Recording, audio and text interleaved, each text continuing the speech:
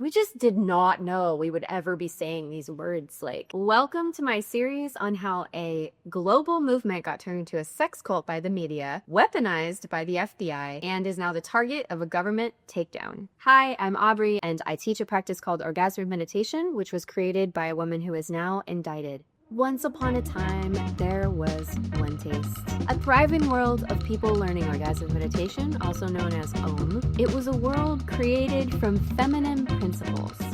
I know, terrifying, right? Of course, media was often interested in One Taste, and it was mostly positive for years, pretty much until the Me Too era came around. In 2018, a woman named Ellen Hewitt came along. She was a Bloomberg journalist with no principles who wanted to make a name for herself, who happened to have a personal friend who had a breakup with someone he met at One Taste. Sparks flew, and voila, our takedown article in Bloomberg was born. And that's when the FBI entered the chat. A female body inspector? Get out of town. But the FBI had a problem. There were no victims. Their solution? Go out and make some. And then came FBI agent Elliot McGinnis. Lots more on him later. Let's not forget the cherry on top. Netflix.